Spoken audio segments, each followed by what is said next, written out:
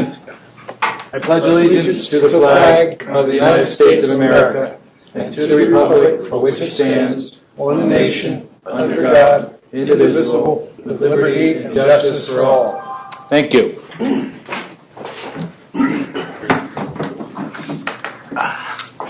We have five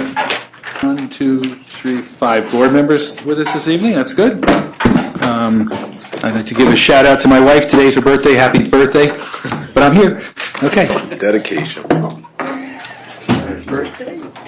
she's in Connecticut with the grandkids, so it's okay. Let's see. Public hearing number 1. River Point Residential and West Park Professional Buildings. Site plan and aquatic resource permit hearing and lot line revision regarding a proposed development plan amended to include a single 7-story building containing 85 age-restricted dwelling units, 31,534 square feet, medical office, and 13,976 feet of retail, pharmacy, or medical service use. 2055 South Road and 83 Old Post Road, zoned OR Office Research District, with a Senior Housing Overlay District, SHOD, designation 7.14 acres, etc. Secret was declared and adopted on March 20th, 2014. WA Route 9 LLC owners. All that being said, to be adjourned, not to a date specific, so next month? You want to adjourn that to next month, Eric? Adjourn us to next month? No, the recommendation January? to adjourn it to I didn't get that far. April of 2018? 17. April 20th, 2017. We get this. Okay, do I have a motion to... Second. Wait a minute. To April 20th, 2017. So we're going to adjourn site plan and aquatic resource permit public hearing to April 20th, 2017, or April 20th, 2018, whichever comes first. I call the question. All those in favor? Aye. Opposed? Motion carries 5-0. Okay, we've done that a few times, haven't we? Number 2, Hudson Valley Federal Credit Union public hearing, 2373 South Road, former Capola's Restaurant. Site plan public hearing regarding a site redevelopment for a new 1-story, 4,300 square foot bank with drive-through and 44 parking spaces, 2373 South Road, Zone BN, Neighborhood Business District, 1.37 acres, an unlisted action, Antonio Capola, owner. Good evening. Good evening. I'm J.D. Singh, Maury Architects, here with Roger Keating from the Chazen Companies and representatives from Hudson Valley Federal Credit Union, Tony Romeyer, Debbie Frederick, and Scott Brighty, who is with Turner Construction, who is our construction manager. We were before this board a few months back with this project, and we've taken it a little bit further. So I'll just kind of go through the overall scope of the project one more time to refresh everybody's memory. Hudson Valley Federal Credit Union recently sold their building down on the corner of Barnegat Road and IBM Road. They have a short lease in that building for their branch office, but are looking for a new location. And we're proposing tonight to develop the site on the corner of IBM Road and South Road, which is currently the home of Capola's Restaurant. Okay. So the existing site's 1.36 acres roughly. We have entrances off of IBM Road and then 2 off of South Road. One of them is shared with the hotel. There's approximately 92 parking spaces on the site and about 9,000 square feet of building area between the main building and some outbuildings in the back of the site. The existing building, you can see there in the center of the picture, is kind of a conglomeration of a number of different additions and alterations that have been done over the years. The most center portion of the building up near Route 9 is the older portion of the building. And other than that, there's additions to the south, east, and the west and the north sides of the building. So this is a view from the southern side of the building. The front gable structure to the right, closest to Route 9, is the original portion of the building, and then everything else kind of out towards us and to the left, with the latest addition being the dining room addition in 2000, all added on over the years. And again, another view from the north of the building. we had some meetings. We've gone through the building. We've met with different members of the planning staff and building department. Eric came out, Neil Wilson. We met with John Pina at the building, the town historian, and Tim Sickles, the building inspector. Based on those meetings and going through the building, it was agreed that the original structure had been significantly modified over its history with roofline changes, windows had been changed, and numerous additions. It'd be really impractical to try to peel all that away and go back to an original structure and develop that for a new Hudson Valley Federal Credit Union branch. So our proposal is to construct a new building on the site and use a design that would reference and be complementary to the original design of the building. So having said that, we started to develop a site plan with a new building layout. We're proposing about a 4,300 square foot building in roughly the same location as the original building on the site, up near that corner of South Road and IBM Road. We're developing a site with 43 parking spaces and a detached drive-up structure on the south end of the property. We're maintaining the southernmost access point from Route 9 into the property that's shared with the existing hotel, but we're closing the second access point, which is right about here, and that'll make for a better traffic flow inside the site. Now, since our last meeting, we're also in the process of acquiring another parcel, the second parcel down on IBM Road, which is in here. Now, that will allow us to move the existing entrance point off of IBM Road further to the west and make a safer entrance and exit point into the site. So with all that, reducing our parking and reducing our building footprint both by about 50%, we're going to be increasing the green space on the site and our pervious coverage, which is, a great benefit aesthetically and for our stormwater design. The site meets all of the bulk requirements and zoning, and including the 65-foot buffer that's required at the rear of the site towards some of the residential properties. So after looking at our site plan, we started to discuss the architecture of the building and what we'd be designing there. A lot of our other buildings with Hudson Valley Federal Credit Union have been a little bit more modern design. This is a recent building we developed down in Fishkill, and it is more modern with ground face, masonry veneer, and a hip roof, metal roof structure. But for this property here, as I mentioned before, we wanted to develop a building design that kind of emulated the original design of the building that's there. So what we came up with was a traditional hip roof design building, or a gable design building. It's got a deep roof overhang on the front, a porch-like structure with a nice decorative column row across the front of the building. There is chimneys flanking both sides of the main gable structure, similar to the original building that's on the site. And we're using very traditional materials to finish the building. It's red brick water table from the ground level up to the windows. We have clapboard siding. We have traditional architectural roof shingles. And then at the top of the roof, we have a dormer structure that also serves to let in some natural light into the main lobby of the branch office. So it's a little closer view of the rendering of the front of the building. One of the things we're hoping to do to work with the original building that's on the site is to repurpose some of the materials that we can salvage from the building. So, for example, we're hoping to salvage some of the existing brick masonry that's there, and maybe from the chimneys or fireplaces, and incorporate it into our chimneys on the building. We were hoping to possibly take some of the timber beams that are in the ceilings that have been in that building and potentially create some ceiling effects in our building, say in our conference room with a coffered ceiling, and they use the decorative timbers there. We thought about using the plank flooring that's in the existing restaurant, and not so much for flooring in our building, but perhaps for paneling or wainscoting or some accent walls, again, in a conference room or a member area. And the credit union is always respectful of the local history where we open branches. If you've been in some of the Hudson Valley Credit Union branches, you may have seen there's local historical photos on display, and we hope to do that same thing here to help remember the past and accent the original building.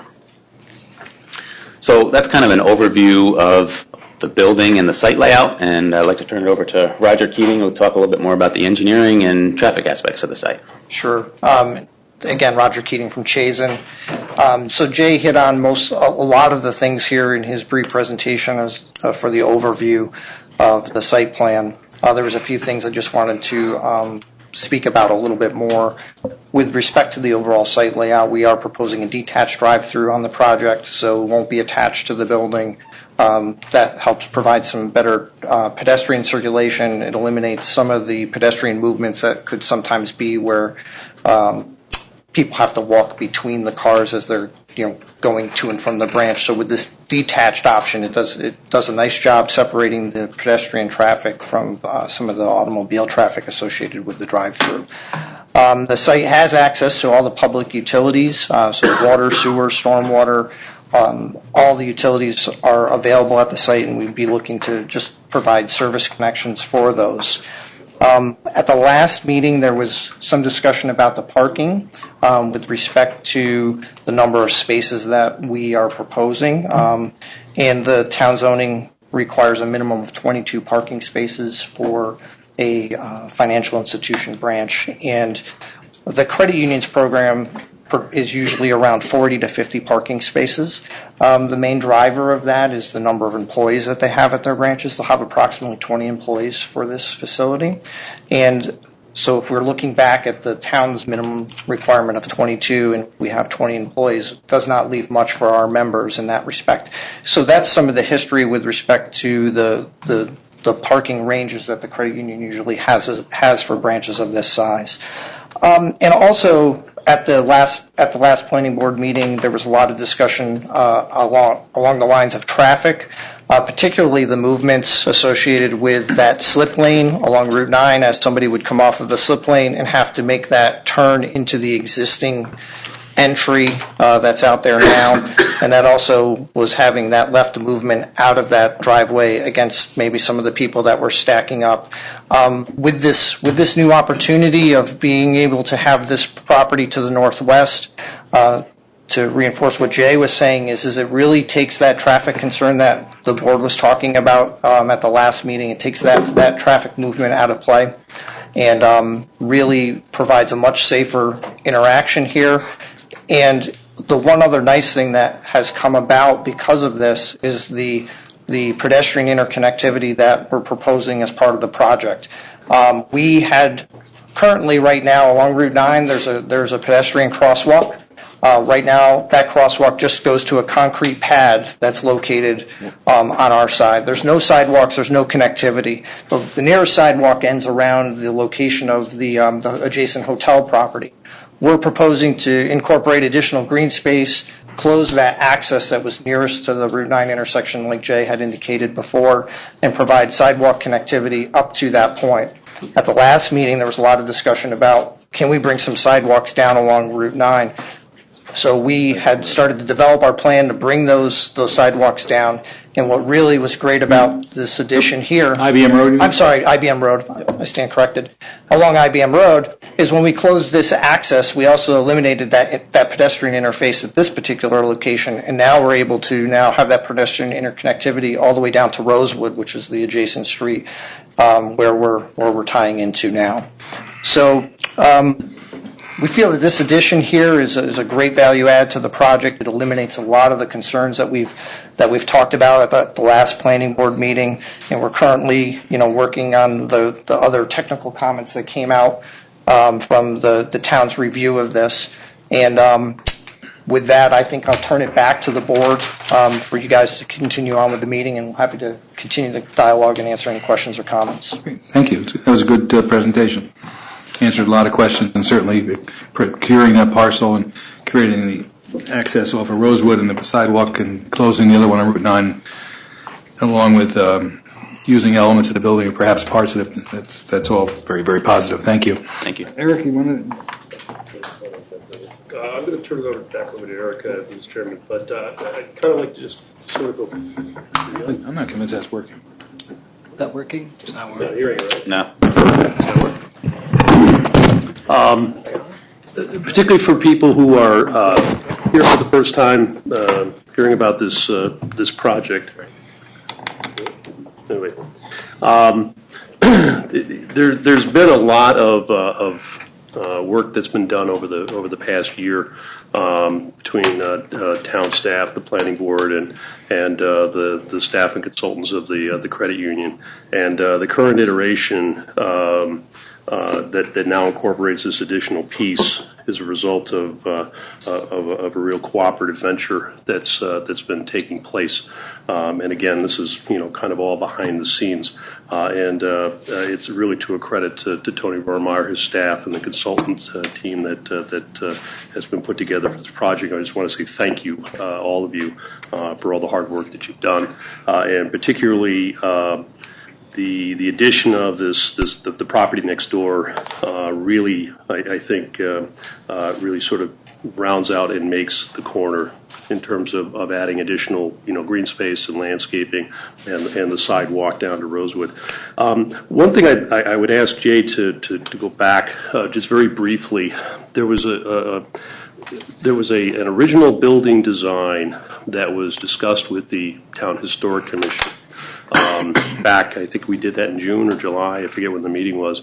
The current version of the elevations that you just went through incorporated some changes that came out of that meeting. And if you could just very quickly go through and just sort of point out and highlight the changes that were made as a result of that meeting, I think that would be very important. Sure, Neil.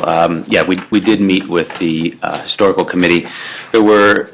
They seemed very pleased with the overall design. They did have some minor requests, and we tried to accommodate them. One of the requests was they felt that the entrance structure here had an elliptical ceiling to this structure, and they didn't feel that was traditional. And then there was an elliptical top, and it's hard to see with the shadow effect on this elevation, but there was an elliptical transom to this door, and they thought it would be better suited if that were square. They also requested that we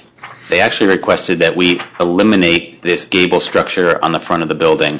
And I felt strongly that this was an important piece to the facade of the building as far as accentuating and identifying where the entrance is to the building. So we're respectfully requesting that we keep that structure. And then they also requested that we shift this entrance point down a little bit further on the building to make it symmetrical or balanced, where this would be right in the center. But unfortunately, that doesn't work well with the interior layout of a branch. So we're again requesting to be able to leave the entrance here. The only other thing I believe that they mentioned was that they'd like us to do the rounded top detail on the chimneys, similar to the existing, which isn't shown in this rendering, but we certainly can comply with that. Thank you.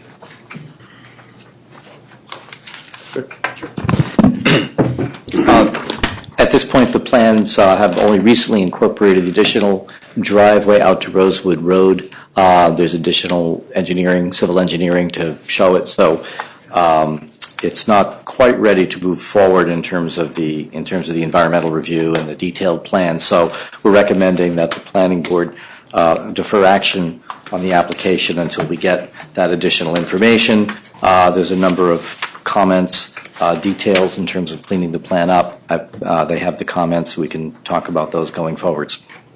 Okay, thank you. Don, anything from you before I open the public hearing?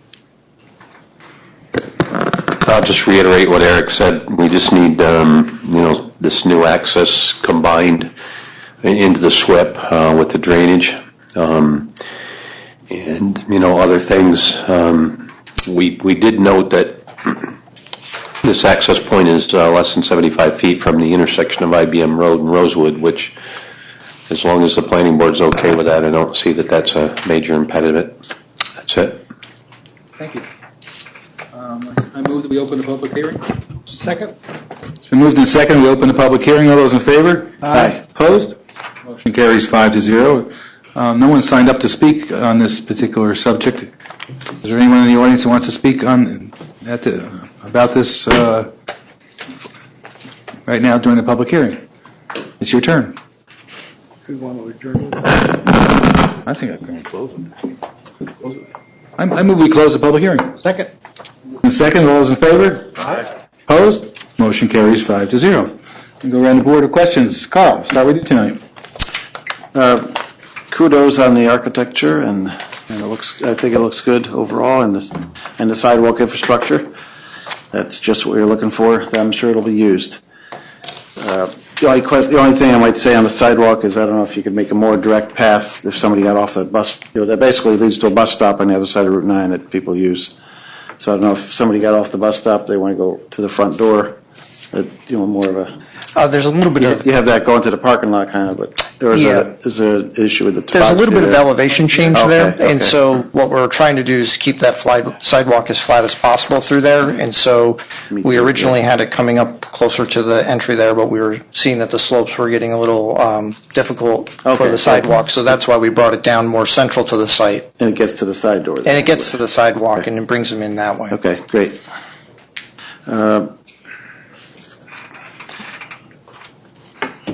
There's that stockade fence in the back. It's kind of damaged. It's set on the plans. That's to remain. I don't know if that's your fence or the neighbor's fence, or you know who owns that. We're looking into the fence there. We have we do have some details on the plans for some privacy fencing Right, I see along that you've side. added a PVC fence. So we will look to improve the fence, and whether or not that fence has to stay up or not. If it does, we'll likely have our own fence along that edge. Okay, you'll investigate that further. Yep. The only other issue I have to say is because we're bringing the driveway out through there now, that the barn and the other stuff goes away, then that residence is exposed now to lighting glare, and so Right. landscape buffer and whatever. Right, so we human did- scale lighting, so you don't get so they're not affected. Yeah, and we do have some landscaping buffer proposed there. There are parking spaces in some of those areas as well as it is today. We'll have those edges pulled up. There's some of that pavement is right on the property line through that zone, so we're going to be pulling that off. You'll see there's a larger green space area in the back here as well that we're incorporating. That there's blacktop right up to this whole front along the property line on the plan. So we are incorporating it. We're sensitive to the headlights. That would be one of the reasons why we'd like the fence. We also encourage that this would be our employee parking here. So we're Less active. So it's much lower turnover parking. So you'll have less of that light coming in and out from that And perspective. the benefit is the neighbor's garage is the one closest to there, and the house is further back. Right. But it's closer to, in that area, so if there's any. So, great. You're thinking along those lines. That's all I have today. Thank you, Carl. And like I said before, it's a good plan and a lot of good cooperation on the part of a lot of people, so it's coming together. Almost forgot to say. Your turn is over. You gotta let me say bike rack. Bike right? rack. I think it's on there. Is it on there somewhere? I think we have a bike rack right at I mean, this. you're going to that whole neighborhood back there, and I did run into somebody on a bike once when I was at the credit union, so. Right in here. We got you. Terrific. Would you like the bike rack in the shape of a dollar sign, perhaps? There you go. No, I was hoping for the bar downstairs with called the vault, but that didn't happen. I'd like to see inside a neon sign that says bar this way. Used to be. Yeah, okay. Rich? I guess really my only question is, do you have enough parking? I mean, that's not normal. I mean, the plan is much better than the previous one, and that's, as John has said and Carl has said, we really appreciate that. Sometimes it gets pretty busy. I was just wondering if you're going to have enough traffic at the busiest time, or parking spots at the busiest time, because with the drive-in on the other side there, I mean, if somebody starts parking over in the hotel thing to walk over, I mean, that gets to be a pretty long walk, and I'm not sure what the hotel would think about that. But, Well, the parking counts that we're proposing are consistent with the ranges that we've used on the other branches. Okay. Between that 40 and the 50 that's usually the target range for these facilities. So I was just thinking you might get a heavier traffic here, because IBM still does have some presence in the area. though it does seem to be declining as the days go by. I don't think people can hear you, Rich. Okay. That's really the only comment I had. I think it's a good plan, and I think it's very attractive. Okay, good. Oh, they'll be back for more site plan issues and things of that nature. So, we got a ways to go. Yes. Yeah, great plan. I like it. And the Rosewood Drive, you can circle around to get in that way too, right? From the backside, if I remember correctly. If you were down below All the way down plaza, on the other end? Yeah. Yeah. I'm surprised there was no neighbors that came in and suggested that could be a problem, but at any rate, I don't think it is a problem. So what I was going to suggest, though, is that could be possibly a snow collection area rather than where you've got it, or make two of them so that you don't have so much in one spot. Okay. That would relieve that fencing problem over there, too, I think. The other thing would be the handicap parking. I've noticed at a number of branches, there always seems to be filled handicap. A lot of people with handicap problems are in and out quickly. If you've got plenty of parking, I'd like to see you to increase that to some degree, up close and personal. Okay, we'll take a look at the Looks like you got a couple over on the, what would that be, the east side, that might also be considered handicap. Other than that, it looks great. No questions. Great job. Thank you. Do you have any further? Brian, Eric has two more points. Yeah, it occurred to me from our conversation the other day I'm counting. that now that there's a second lot, we'll probably need, I was going to add 2 points to our list, which was to address merging the lots or cross easements for number 15 and number 16 to show the town board involvement for acceptance of the stormwater easements in the EAF and plans. Correct, so we'll look for lot consolidation and then stormwater maintenance agreements. That's standard with the town. Right. Okay. Great. Okay. I move that the planning board determine that the application is incomplete for secret review pending further elaboration on the proposed development and its potential effects. Second? It's been moved and seconded that the planning board determine the application is incomplete for secret review, pending further elaboration on the proposed development and its potential effects. I'll call the question. All those in favor? Aye. Opposed? Motion carries 5-0. I move that the planning board defer action on the site plan application and direct the applicant to respond to comments at the planning board meeting and those received from the town departments and agencies, including but not limited to the following: 1 through 14 plus 15 showing the cross easements, and number 16, whatever it is that Eric said. Second. Moved and seconded that we defer action on the site plan application, direct the applicant to respond to comments of the planning board meeting and those we've received from town departments and agencies, including but not limited to the following 1 through 16 as delineated by Mr. Davidson. Well, the question, all those in favor? Aye. Opposed? Motion carries 5-0. Okay. Thank you. Thank You're you. off to a good start.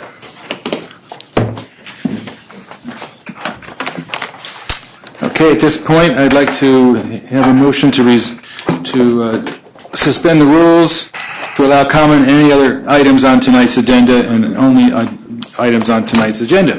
So moved.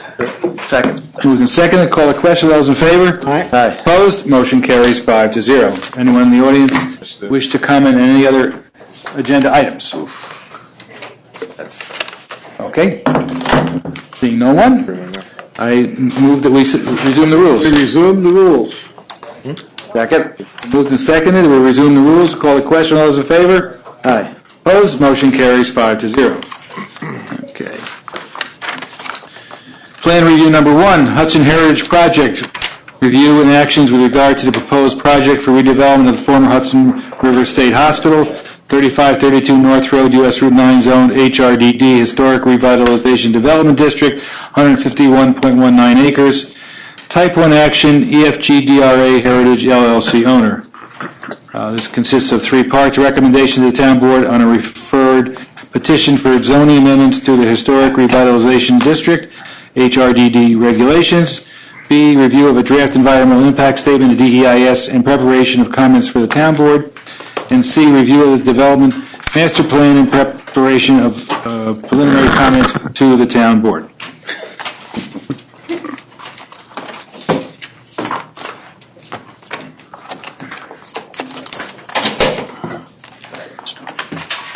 You want us to start? Or? We're going to ask David to kind of give an overview, talk a little bit about the GT, all that for Okay. Mr. Cooper. Good to see you again, Mr. Chairman and members of the board. As you know, my name is David Cooper from the law firm of Zarin and Steinmetz, your special counsel on this matter, and with me is Nina Peak from AKRF, your special planning consultant on this matter. We're here tonight to address, I guess I should say, start addressing 3 referral reports from the town board, or that this board has to report back to the town board on the Hudson Heritage Project. That includes an advisory report on the applicant's proposed zoning amendments, the comments on the draft EIS, which I'll get into in a second, and a report and recommendation on the development master plan. Just to give you some context, since people may be watching, and just so everyone knows for the record, the applicant DRA, who was here before us, I think they'll be making a presentation in a second, is pursuing a multifaceted redevelopment plan requiring multiple approvals. First, the development master plan approval, which is before the town board right now, which is essentially a conceptual plan for redevelopment of the entire site. It involves multiple components, commercial components, residential components, and essentially what the town board is looking at would be, as I think it's before you, is the overall conceptual layout and interconnections between those various components. The second aspect that the town board is looking at right now are proposed zoning text amendments to the HRDD or the HRD regulations. The existing HRDD regulations were crafted with a prior project, I'd say, in mind, where market conditions have changed, priorities have changed, and so they may not be drafted with this project, in the best interest of this project. So what DRA is, or the applicant is proposing, is to modify portions of that regulation, in their words, to create more flexibility in site design and a range of uses in order to better respond to market demands. The third aspect that your board will be handling, although I'm getting ahead of myself, but you should know, will be site plan approval, whether it's for the entire site or for aspect or portions of the site in subsequent reviews will be yet to be seen. But before site plan approval can occur, a development master plan has to be approved by the town board, and the new zoning has to be in place. And before any of that can take place, the town has to comply with SECRA. What has occurred over the last year or so, and I'm sure your board knows, is that the town board has declared itself lead agency, has issued a positive declaration, and essentially saying that the applicant needs to prepare an environmental impact statement. A scope was adopted, there was a public hearing, and then a scope was adopted, which is essentially a table of contents for that document. And most recently, in early November, the town board determined that a proposed draft of the EIS that was provided by the applicant is quote-unquote complete for public review, which in other words means that it has all the information that is asked of them in the scope, and now it's ready to be presented to your board as an involved agency, to all the involved agencies and interested agencies, and the public for comment. That determination of completeness triggered 3 aspects or three jobs for your board to undertake, and I'll go through them in reverse deadline order. The first one is a 160-day deadline was triggered once there was a quote-unquote complete EIS or draft EIS for your board to provide comments on the development master plan. The next is, because there is now a complete DEIS, as an involved agency, your board is tasked with providing comments on the contents of the EIS, which the town board scheduled a public hearing to occur December 7th, and depending on when that public hearing closes, there'll be a 14-day period of written comment for anybody in the public or anybody else to submit comments back to the town board. Your comments as an involved agency need to be in front of the town board by the end of that comment period. What will occur with your comments, as well as any other comment that the town receives, is they will be provided to the applicant. The applicant will then take them, digest them literally, and respond to each comment in what's known as a final EIS. The last item that was triggered is a report and recommendation from your board back to the town board on the zoning amendment. And that is sort of the most pressing item before your board right now, because before the town board can open up its public hearing, your board must issue its recommendation. So what we've done is we've asked the applicant to come tonight to give you an overview of the concept plan, where they're at, and I should say the development master plan, and where they're at, and ask for a focus on the proposed zoning, so that what we hope to do is use tonight, for your board to use this tonight, to really nail down on any questions you may have about the zoning, so that we can then prepare your recommendation and get it off to the town board in time for the open of the public hearing. Thank you. Very good. Good evening. Good evening. Thank you, Mr. Chairman, members of the board, staff, and town consultants. Nick Manoia for the applicant, EFG DRA Heritage. George Carfagno to my left. Most, if not all of you, know us well. We've been here many times before, and we've been in your community since actually about this time 3 years ago is when we actually closed on the property. So this month is November's the 3-year anniversary that we've owned the property. So a lot has happened. We have a long way to go, but a lot of it is in the rearview mirror. So I'd like to give you a little bit of a kind of a look back, first of all, of some of the things that have occurred over the last 3 years. Some positive, some not so positive, some challenging, and so on and so forth.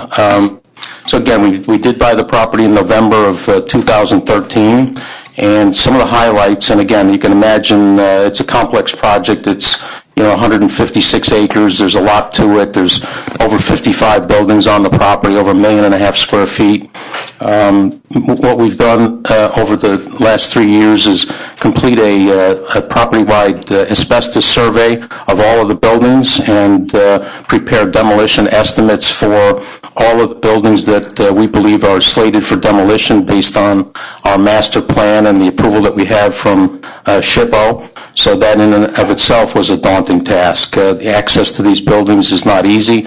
Many of them are unsafe and unsound, and just completing an asbestos survey in the dark, dank environment that some of these buildings are has been challenging, but that work's also behind us.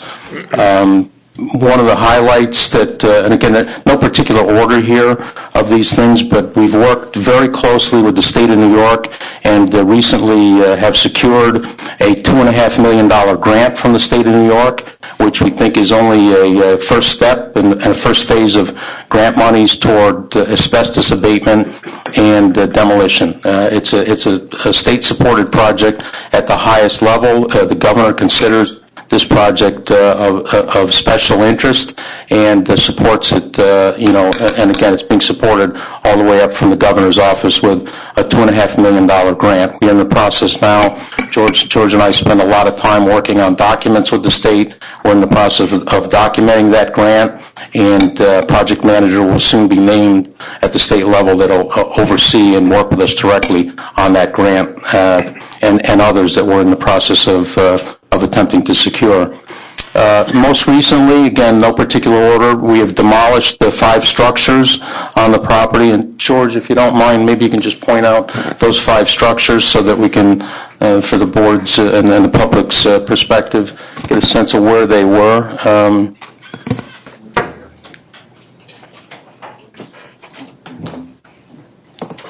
Sorry about that. While we're doing that, we'll move along with some other items, and we'll circle back when we have the aerial. There we go. So we had a successful demolition of several structures along Route 9, 5 of them that we considered some of the worst and some of the easiest to demolish. These were mostly 2- and 3-story wood frame structures. Go ahead, George. We have the 3 small residential structures that were right here, a little hard to see in this aerial. And then Building 61, which was the old burned out farmhouse. George, you got to take the microphone. I'm sorry. You need to capture this for posterity. All right, we on? Sorry about that. As I said, we have 3 small frame structures right along Route 9, and then the Building 61, which is right here, the old farmhouse, the burned out hulk that you would see from Route 9. And then another building over here, another residential structure, building number 23. Those were all contaminated sites. They were compromised, so we weren't able to salvage anything. They were taken down as contaminated waste and shipped off the property. And again, this was kind of a litmus test of how the process is going to go. Make sure that everybody's on board, working directly with staff, and working to achieve all of the various permitting issues that needed to be secured in order to take down the first few buildings that we thought were really in some of the worst shape and some that were easy to accommodate, so that we could get started and kind of prove out the model. Moving through some of the achievements over the last 3 years, one that we consider very critical was the northern portion of the property has been enrolled in and accepted into the brownfield cleanup program. And by northern part of the property, we're talking about most of the area around the powerhouse and the administration building. Everything up there, that half of the property roughly, or a third of it, is enrolled in the brownfield cleanup program. Substantial amount of money, several $100,000 has been spent to quantify and qualify that area, and it is accepted into the cleanup program. There will be a cap required on some approximately 6 acres of the property up there that will be done in conjunction with the construction at that particular point in time in that area. So that's a significant benefit that the state has offered that we did qualify.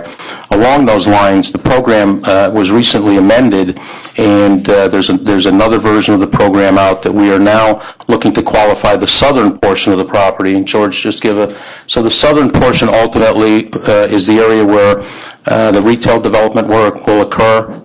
We've commissioned our consultants to begin a significant amount of soil-related testing in the southern portion, because we believe that we'll find, unfortunately, contaminants there that will qualify us for the brownfield cleanup program. It's unfortunate that it's there, but it's fortunate that the program exists, and we believe we'll qualify. So we'll keep everybody apprised of that as we move through that aspect of it. There are several buildings that are slated to be saved under our plan as part of the master plan, namely the administration building, the chapel. Let's have that in the back here. So the library and the amusement hall. Those buildings have been secured with, it's been a very challenging property to manage from the perspective of vandalism and just kids wanting to have a good time with the property that looks interesting and a lot of fun. We've all been there, so we can probably all relate in one form or another. It's an interesting property. It's a good place to have a party, and in the meantime, there are people who I think have earned a living over the last 10 or 12 years just salvaging copper and brass and so on. So that we've taken those buildings and secured them with a very substantial system that all of the exterior windows at the first 2 levels have been secured with steel bars, steel grills that have cost, what was the number, George? Over a couple $100,000. Yeah, it was $250,000 just to put these security windows on every one of the first and second floor windows of the 5 buildings that we intend to salvage. So again, even trying to save what has been slated for long-term salvation and renovation is costly, and it's very difficult to maintain. I don't think there's a week goes by that engineered as that system is, there are constant breakthroughs. I mean, they use cutting torches. It's amazing how ingenious they are to try to get through that system. But so we've secured those buildings as best we can. In the meantime, there's a number of initiatives happening on those buildings, including significant roof repairs and some structural repairs to some of the buildings. We're probably spending right now about $150,000, I would say, on a couple of the buildings just to repair some of the roofs to further enhance and protect those buildings for long-term renovation. So that work is currently underway and in process. As we move through the list, and again, the upper floors of the admin building, we've actually secured all of those windows with plywood. Again, beyond the second floor, it's difficult for them. They're not generally running around with extension ladders. So after that, we secured the upper floors with plywood. Again, it's probably a $25,000 item, but we've secured the building from the elements so that to minimize the impact of the rain and so forth into that particular building. Nick, if I may, across, let's see, would be south of the main administration building, there was a building there that was of some historic, but it took on a terrific fire back some years ago. I don't know if you were able to save that, or is that one of the ones that looks like it's going to? No, there's so let's, George, if we can, I don't know in the aerial if we can see the buildings that we're actually going to save. It's hard to point out on that particular area. This particular area. Yeah, the buildings, great. Okay. Yeah, the buildings that we're saving is the administration building, Yep. Right. the library, the community center, the entertainment hall it's called, and then the Avery Chapel, and then we've also added in the director's house. Okay. And then also, we were asked there's a by tower. to add in the north tower on the north wing, which is right here. Yeah, there's a north tower there that will ultimately probably be used for, some kind of observatory overlooking the river and the hillside, but the rest of the buildings are so far gone. The south wing there in particular is just a very deteriorated structure that needs to come down and be cleaned up sooner rather than later. So those 5 buildings highlighted in gray, as George Shannon indicated, are the ones that will be salvaged under the plan.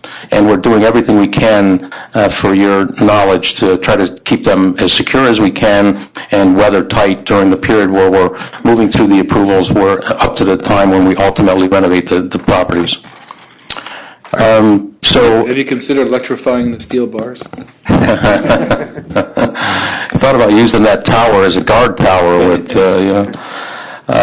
So we've also, some of the buildings had some very interesting stained glass and historic aspects to them that were before the looters got to them. We removed them. Certain types of stained glass that has been secured, packaged, and actually sent down to our headquarters down in New Jersey and safely stored, so that at the right time, during some form of rehabilitation or adaptive reuse of these buildings, those particular elements will make a reappearance. But before it was too late and they were gone, we did everything we could to remove them and attempt to save them.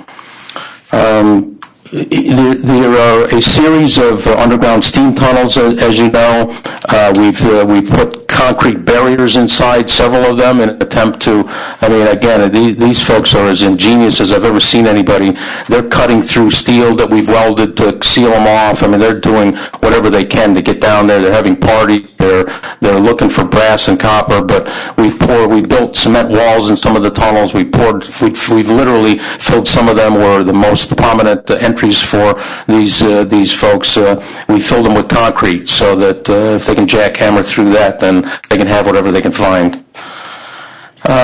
Along the way, again, we've done a significant amount of repair work to the admin building in particular, to roofs. Unfortunately, they've stripped the copper flashings out of the gutterways in the roofs, and the roof has been compromised in multiple locations. So we're repairing those roofs as we speak. Actually, they're up there now. They've been there for a couple of weeks now. We'll be there for a little bit, and we wanted to make sure that before we got through the winter that work would be complete, which it will be.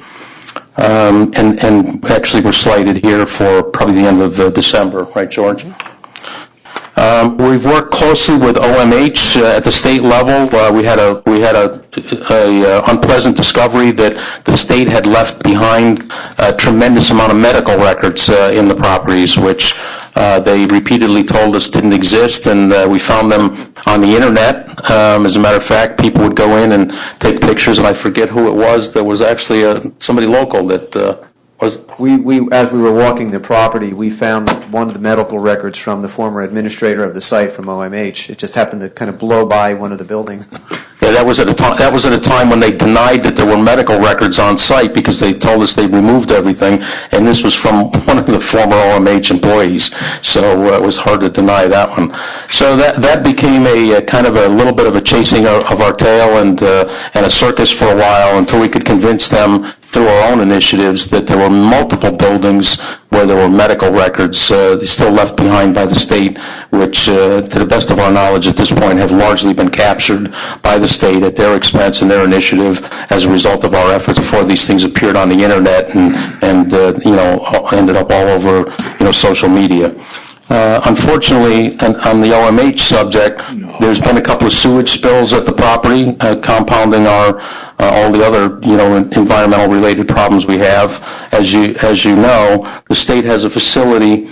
Just George, point out roughly where the state's facility is. To the east of our property. To the east, they still have about 150 acres. They have somewhat of an active facility there. The sewage for that facility runs through our 150 acres. So in order for their system to work, it works through ours. But there's been a couple of breaches in the sewer system that has easements through our property. The state is clearly responsible for it. But again, it's trying to move a battleship in a bathtub sometimes to get the state to do what they're supposed to do. But they will take care of that problem. They have taken care of some overland spills that have occurred, and we continue to dog them, on a weekly basis to take care of those kinds of things. So that's kind of and again, that's a little bit of a thumbnail on the last 3 years. It may not sound much in terms of minutes, but it's 3 years worth of effort and literally millions of dollars. We're in the property for more than twice what we paid for it 3 years ago. That's what we spent to date. It's millions and millions of dollars, and it's an initiative that goes on a daily basis to try to, get us to the point where we are today to open up ultimately the hearings so that, we can garner the approvals and move into the development phase for the property. And on that note, I'd like to go over some of the highlights of what it is that we're presenting. We've seen, bits and pieces of this and some of it in its entirety before, but it's time to review it again. So essentially, the plan encompasses, we refer to the southern area next to Home Depot and moving north as the retail area. It's approximately 30 to 40 acres, and that area envisions 350,000 square feet of neighborhood-type retail. And the portion further north and, I guess, to the east is about 750 multifamily units, residential units, which are comprised of 500 apartment rental units, currently 225 townhomes, 25 single-family homes, some of which, by the way, are integrated. This property is unique in a lot of characteristics, some of which has to do with topography. So trying to integrate residential into the retail is a bit challenging for a number of reasons. One is the marketability of residential and retail working together in some kind of a mixed environment, and the second is the topography of the site, which rises quickly as you move up the spine road into the upper portions and upper reaches of the property. So it's not easy to blend the two of them together. But George, if you can just point out where we've put, I think it's 40 units right here along the spine road. So we did want to make as we were able to, a connection between the commercial and the residential, so that it wasn't just a hard line that defined one versus the other. Again, 33 acres roughly make up the commercial area. It's 350,000 square feet. There is a large big box anchor store there that's approximately 150,000 square feet. There's a supermarket-sized building that's probably about 70,000 square feet, and then various food and beverage along Route 9, the rest of the boxes, which could be a pharmacy, possible gas station, food-related uses that make up 130,000 square feet, again, totaling 350,000. And the plan George, I'm on the recreation and the trails. So the plan envisions a multi-use trail system. It's calculated at about 2.6 miles of proposed off-site linkages to the walkway over to Hudson, Quiet Cove Park, and Marist College across Route 9. And this plan, it's a little difficult to see, but George will point out for you where the linkage is and the various walkability of the community and how we envision being able to traverse the property, from a residential standpoint and the public at large. Right, so you have, as Nick was saying, the 3 miles of trail system. You've got mixed-use trails up on the top part of the property, and they also extend down to pedestrian trails that'll be paved coming down to the retail section. So everything you see here in an orange outline is either a pedestrian pathway connecting the neighborhoods throughout the property or a hiking trail going through the property coming down. And so you've got the off-site connections are a proposed connection to the walkway over the Hudson coming down along here, connection over to Marist over here, and connection to Quiet Cove Park over here. Again, if some of this we're covering quickly, but we can certainly circle back with whatever questions and comments you have. But we want to give you a broad overview of where we've been and what the plan contemplates. So, we took great pains to try to link up the property with Quiet Cove Park, where the county, we believe, has the desire and wants to take the initiative to either enhance Quiet Cove Park or make a connection, if you will, to the Great Lawn, and that's why we aligned ultimately the roadway with Quiet Cove Park for recreation for the residents and in general to make a logical connection to what is currently an underutilized asset that's owned by the state and managed by the county, Quiet Cove Park. So the Olmsted-inspired Great Lawn, which is in front of the old admin building, which, again, we intend to convert to a boutique hotel, is approximately 18 acres. Contiguous to that is approximately 25 acres to the north, which is a buffer area. So together there's roughly 43 to 45 acres there, and then 14 acres to the south and the west. So the total public space on the property is approximately 58 acres, or almost 38% of the property overall. In addition, there's about 8 acres of private open space. The adaptive reuse we touched on a little bit, so it's really the reclamation and the reuse of what is a national historic landmark, which is a Kirkbride administration building. And again, George, you just point that out, so all of you know that that building is certainly everybody's seen it. We've taken tours of it. Obviously, I think all of you have been there at one time or another with us or on your own.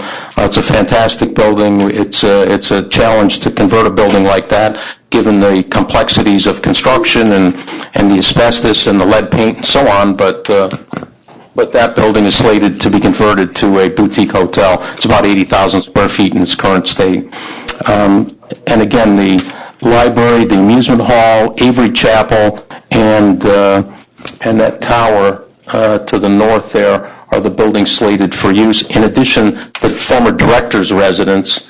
And currently we're talking with, and have been for a while, Dutchess County Historic Society, who is very interested in potentially taking over that building as their headquarters and museum.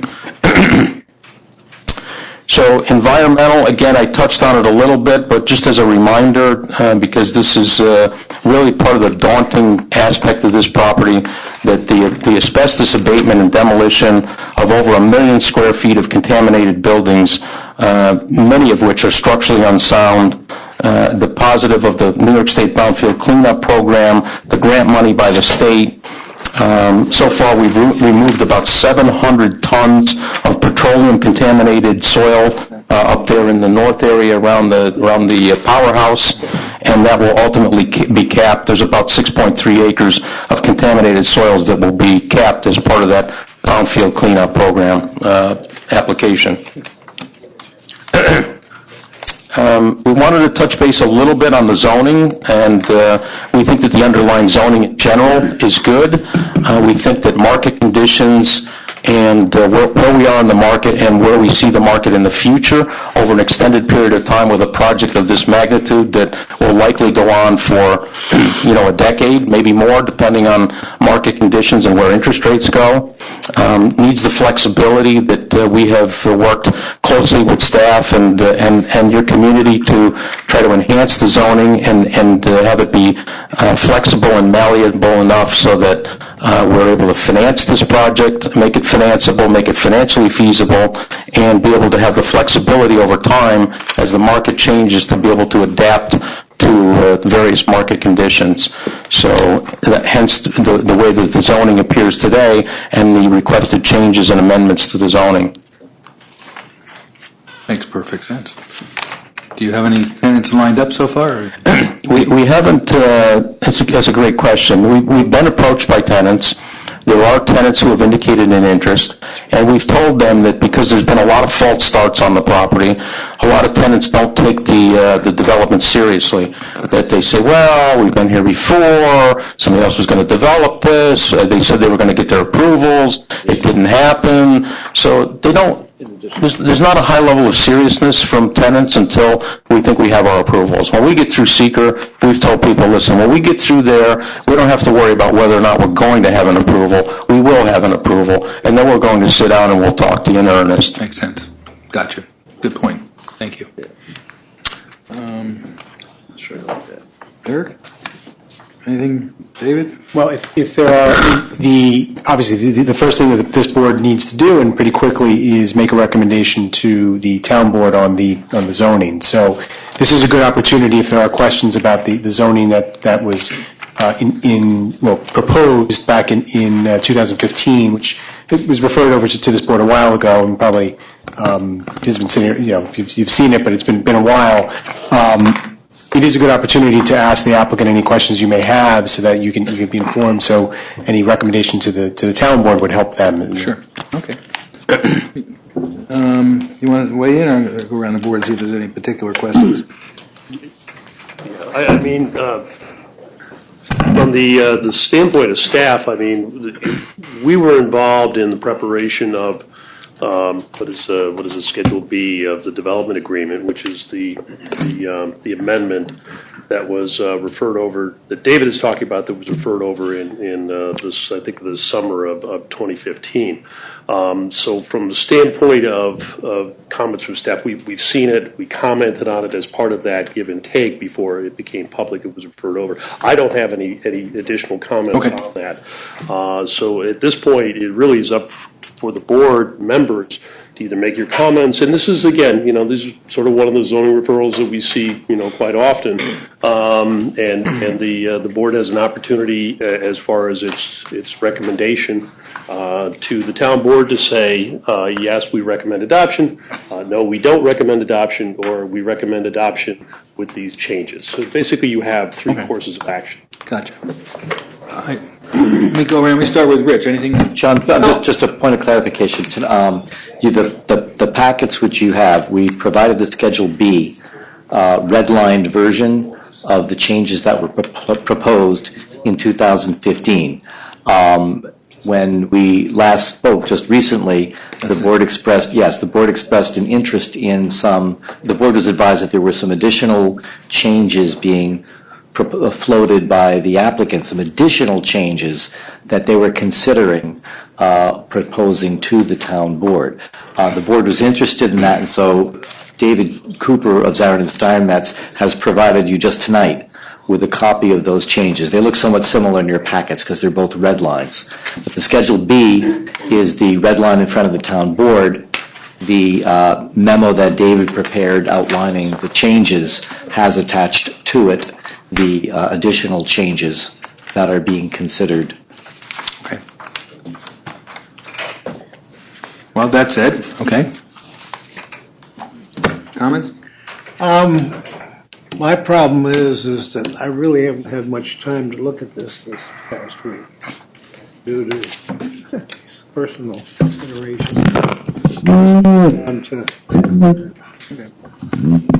Throw me under the bus.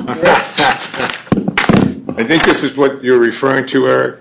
The red, the yellow, the whole thing. correct. Quite frankly, I think it's time to move on. I'm fine with it. Yep. I'm fine with it too, actually. Just to make that clear, the one that you're voting on tonight is the Schedule B, Right. Yeah, so. not the one that you were given tonight.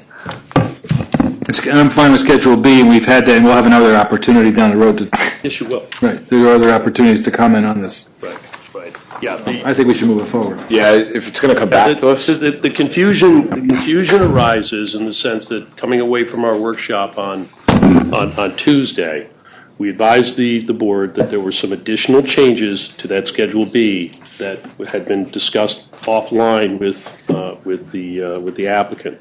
The town board has not taken those up formally, the additional changes that are actually discussed and outlined in David's memo. Right. Actually, David's memo really gives a very good synopsis of those 3 or 4 items of additional changes. We're not talking wholesale changes. But they'll refer back to us anyway.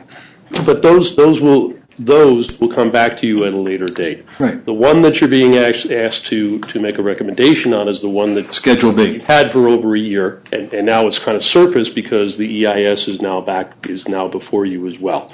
You probably haven't looked at it and studied it over the past year, I'm guessing. Right? Every night I took it to bed with me. I have actually. But the Schedule B is the one, not the modified one, but the one from a year ago is the one that you're being asked to weigh in and make a recommendation on. You're talking about back in August of 2015? Yes. Fine. Fine with it as well. Carl? You okay? Yeah, mostly okay. I just had one question. You eliminated some comments like Great Lawn permanently protected. Does that mean it could be exposed to development at some point in the future? Not from our perspective. We see it as... Because your overall plan, it's... Yeah, no, we don't see any restored. development there at all. We think that's a very integral, component to the whole property, that it remain as open space. Right, I mean, that makes the hotel and everything work. Yeah, absolutely. So that becomes the view from the hotel. Right. So just little clarifications like that. Carl, Overall, Oh, we actually commit to that, yeah. I'm a little confused. Are you commenting on the development plan or on the Schedule B? Schedule B. The Schedule B, there was, one of the things they took out was, what was it? Yeah, there were a series of incentives. Right, It's not that they aren't going to try to restore the Great Lawn to the extent they can. That's actually covered in the EIS.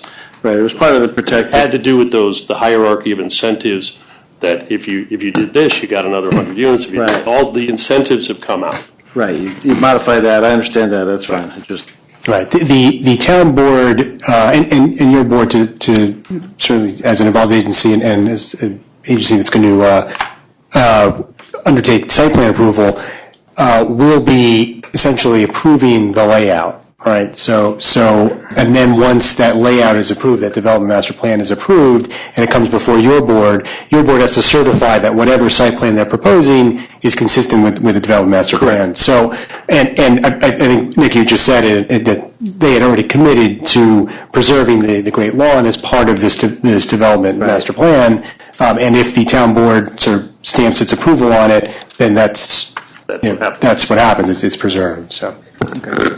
Thank you. Okay, Carl?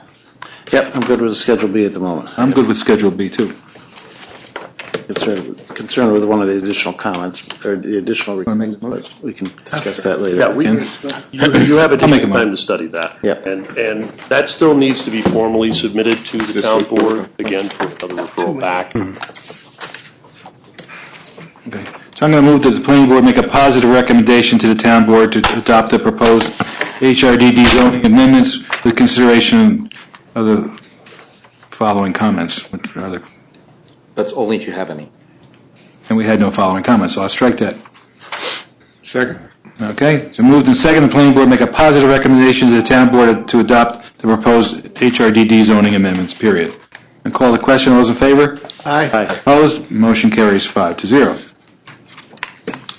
The DEIS, I think we were okay with that. We talked about that at length. So I'm going to move that the planning board direct staff to organize, prepare planning board comments to the town board on the DEIS, the draft environmental impact statement, to prepare an accompanying resolution for consideration at the December 15th, 2016 planning board meeting. Do I have a second? Second? Okay, it's been moved and seconded. Call the question. All those in favor? Aye. Opposed? Motion carries 5-0. Question, Mr. Chairman, in regard to that. The other memo that you have received tonight is one that was prepared by Nina Peak and includes AKRF. yes, from AKRF. It includes some of the preliminary comments that they are preparing on behalf of the town on the substantive aspects of the DEIS. And those would be provided to the town board on behalf of the town board at a later date once these things are finalized. Again, the discussion at the workshop meeting was we thought it would be helpful for you guys to have these comments, kind of sharpen your thinking, and you may have some, it may cause you to sort of, look at a particular section of the DEIS, that you might have otherwise overlooked, or sharpen your thinking on something. So it's provided as a kind of a for-your information. One of the things that we're looking for from the members is, if you wanted to shoot us an email, you don't have to compile all your thoughts at once. I mean, it would be nice, but if you have thoughts as you're looking at the DEIS, and you just sort of want to, filter it over to Eric, myself, or Carol, or Colleen, we will compile those. One of the questions I have for the board is, right now, we only have the December 1st. No, the December, the regular meeting, 15th. Meeting to pull all of this together, get it back to the board in your packages for that meeting. We've got the workshop on the 13th, and we've got, obviously, next week is Thanksgiving. My question, where I'm going with this, is do the board members do you feel you need to have a special meeting or a get-together sometime before your workshop in December? And it could be December 1st, it could be the 2nd, whatever it is. If the board members want to have a meeting specifically to go through the comments that you have at that particular point that we have collated on your behalf, and kind of moving to be able to say, yes, this is the package that we're going to vote on.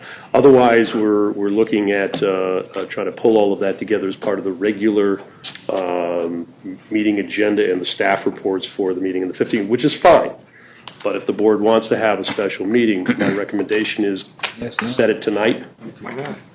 Fine. Needs to be a lot of information. Yeah.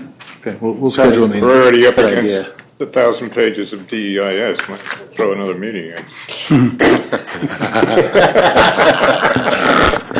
The answer is yes. You only say November 30th. Have a way for 30th? Well, maybe I'm Get it under the table. That's right, okay. 30th? Of what? November, yeah. Wednesday? Yeah, because John is flying out. Right. Okay. No town board. Okay. So, Mia, would you run through those meetings one more time? 30th. We got December 7th. I know, that's the town board. the planning board, but, December 7th is the public hearing on the DEIS. right. With the town board. And it was that date that we wanted to have the board, you just made the recommendation on the zoning. So we don't need to attend that. You do not. Did with McDonald, You do. fine, strictly town board. The schedule now is. Excuse me for holding you The up. town board will convene the public hearing on the 7th. If they close it that night, the public comment period will close 14 days later on the 21st. Right. If they adjourn it, reconvene the public hearing the following Wednesday on the 14th, and they close it that night, again, the public comment period will close 14 days later on the 28th. All right. So in either way, whichever meeting they close the public hearing, there's still 2 weeks to provide comment afterwards. And that's why the meeting on the 15th works, the board meeting on the 15th works to ratify the comments that you're going to be sending over on the DEIS. It works for either scenario. Okay. Send us an email, would you? All of them. Thanks. shoot them a quick outlay. We will schedule a meeting, hopefully I can schedule before I'm leaving town for a while Preferred time? on the 2nd. Special meeting, we could do it anytime. Special meeting, we could do it earlier in the afternoon, Yeah, anybody have it? 4:30, or, it depends on Carl if he can get out of work. What time? 2 o'clock, I don't, like 4:30 or something. on a Wednesday, It would be a, was it Wednesday? Yeah, that's good. Is that work? the 30th is a Wednesday. That's fine with me. 4:30? 4:30 on a Wednesday, It might be tough Which one is it's 2 weeks from yesterday. to, Brian? when are we looking, what's the date? 30th. Yeah, We can make it 5 o'clock if it's better, if it's helpful. Hold on a minute. that's fine, I can make it 4:35, it's fine, whatever's easiest. 5 better for you, Carl? I know you're still supporting the economy, so. All Yeah, right, we'll make it 5 o'clock. How's that? it's fine. 11:30. We try to be accommodating. Thanks. I appreciate everything you guys do, and, you know, it's hard, so. Okay. Or at Here? Or downstairs. Downstairs. We'll do it up here. Like we did the workshop on Tuesday. We'll ask, we'll ask if we need it to. Also. Yes. Yep. Okay. Does that work? Yeah, that works. Okay. Nina, you good with that date? Yes. Okay. All right, so we did on A and B. Review of the development master plan and preparation of preliminary comments. So we have to make a motion on that one. Let me see. Yeah. Okay, so I move the planning board direct staff to organize, prepare planning board comments to the town board on the development master plan and to prepare an accompanying resolution for consideration at the December 15th planning board meeting. Second? Moved and seconded, call the question. All those in favor? Aye. Aye. Opposed? Motion carries 5-0. Okay. And because the applicant is also here and present tonight, if the board members have any comments would like to make on the development master plan, you could do so as well, if you're prepared to, again. So does anybody have any general comments, not site plan specific, of course, but anything in general that we, or you would like to say? Yes, I give you an awful lot of credit for hanging in with this whole thing. It's a rough plan. My wife worked there in 1963. It's a crime to see how bad the site is today. But there are some beautiful things that you can do with that site, and I really miss the golf course too, but thanks very much. Thank you. Yeah, it's nice to see you're come this far and we're moving further, and once we get through seeker, it becomes more viable for you to attract people to It can only happen with seriously the considering. cooperation from the town. Well, we're trying, and It's the only way it the town happens. is, we all are, because it's a very important project for the town and certainly an important project for that part of town in the 4th Ward, so it's great. So, We appreciate the support. Thank you for hanging in there, yeah. thank you. Good luck. We'll see you soon. Thank you very much, everybody. Okay.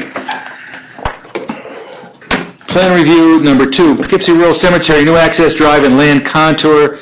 Planning board to declare lead agency in site plan and waterfront consistency review regarding proposed new access drive and signal modification at US Route 9 and Sharon Drive, fill area and elimination of existing access drive, internal road and fence modifications in a 2.37 acre area. 4-2 South Avenue Zone R4A residential single family 4 acre district and WD2 Waterfront District 2 160 acres unlisted action Poughkeepsie Rural Cemetery owner. So I've got to take all this home for homework. This is all the homework. We got homework, guys. Prepare for the 30th. It's easy figuring. Hello and welcome, and you are. Hi, I'm Amy Kate from the Chazen Companies, and this is Brian Berrien from the cemetery. Okay, great. We're proposing to install a new entrance at the intersection of Sharon Drive, where there's an existing 3-way intersection. It'll actually be an egress. It will allow funeral processions to exit from the cemetery through the new exit at the intersection. So it's just an exit. Essentially, it is. Initially, the intent is to install it and use it as an access for truck traffic, so that they may fill a low depression further back on the site. And then after that's completed, the access will be gated. The cemetery, we're not sure how far down the road, will connect internally to that exit and use that exit as an egress for funeral processions. That kind of makes more sense. There's also an existing access that's not used. It's gated at the moment. It's kind of in the middle of nowhere along South Avenue. And the intent is to close that off and make it a continuous curb. Their funeral processions typically consist of 20 cars. A large procession would be 75 cars. The time of day is typically between 10 and 2 p.m., so it's off-peak traffic time. So adding even 75 cars to that intersection during an off-peak hour is minimal. The difference between... Can you show us on the map perhaps where all this is? If you can move it forward, that'd be helpful if you can move it forward too. Pushed it back from before. Oh, there's on Route 9 there really isn't. No, they pushed it back from before, that's why it's so far back. Is that good? Yeah. Can you hear me? Well, that's always... Takes a minute for that to go on sometimes, a moment. Takes a minute. Not a minute, like 5 seconds. Has it been 5 seconds? Is the switch on? You have to hold it close to your mouth, though. Is that close enough? Yeah. That's better, right? Okay. So the existing entrance that they're going to abandon is here. Yep. The Sharon Drive intersection is here, and the proposed entrance is here. Right. But the one they're going to abandon, that's not the main entrance, that's just a... No, the main entrance where the gatehouse is going to... When was the last time that was used? This entrance? Yeah. I think it gets hit more than anything. Yeah, very, very long ago. You're just going to continue the fence? Is that, I'm sorry, how are what? you going to? The fence is going to be continued. The gate's going to be removed. The fence will be continued. The curb cut will be eliminated. It'll be a solid curb line. Oh, okay. Okay. So you'll have 2 access points: the gatehouse, which is the main entrance now, and the proposed exit at Sharon Drive. And when that's not being used as an exit, it'll be gated? Yes. Yes. It'll only be used as an exit after a funeral? Correct. Okay. The existing pole that's there is suitable to add the signal heads. So we don't have to make any changes to the span wire itself or either pole at Sharon or on the property of the cemetery. Oh, good. We'll just have to add, I think, 2 signal heads. Okay. We're working with the DOT on that. We've already met with them. What's the signal head? The light that tells you to... Okay. Red, yellow, and green. Could be orange. Amy, could you just clarify? I think the chairman asked if it was going to be an exit only, but you also talked about trucks using it for the fill. So could you explain? That's temporary. What's that? That's the temporary use. Temporary. That's correct. But then for the signalization and the final use of it is as a one-way exit? It's... So the light would be... You could potentially... It's going to be closed all the time unless there's a funeral procession. So it's going to be an exit. There would be the opportunity for an employee to come to take a right-hand turn into the entrance, and you open the gate that way. Okay, so But as far as it being an entrance, for the general public, it wouldn't be. Correct. So it's not, So there'll be enough room for a car to pull off there and someone to get out and unlock it and go in and lock the gate behind them. there's actually 40 feet. There's enough room for 2 cars to stack. That's the DOT's requirement. So in the event somebody does turn in there and says, I can't get in, they're not hanging out in the middle of the road. Not a bad idea from DOT. Hey, that's good. Why is this a better idea than the primary entrance right now? Than their existing primary entrance, or making this a primary entrance? Yeah. It's easier to get funeral processions in on South Avenue. There's less traffic. It would be less of a impediment to traffic pattern as it exists. I know, but if you're going north on Route 9 now, you get off and you come around. And if you're coming south on Route 9, you just get off and come right in as well. I don't see how this is... Well, I think the other thing is that when they're exiting, the exit is broken up. I mean, people don't all leave exactly at the same time. Whereas when they come in, they're all coming in one line. Right. Correct. I agree. So that comes off of South Avenue, and it's just, you don't have all that Route 9 traffic behind you. Well, my point is that you come off Route 9 going north onto an exit lane, and then it goes back onto the bridge. And then I just am having trouble with what's the real advantage. How long is the truck traffic going to be? What's the time period?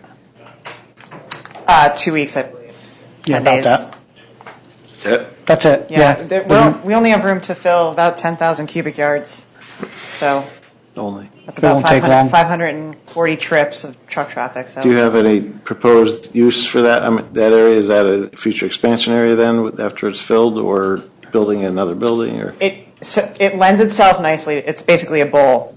Right, I've seen So it. and it just so happens that they have an agreement that they'll take the material and the entity they're taking it from will pay for the infrastructure to be installed to allow this to be an exit onto at the intersection.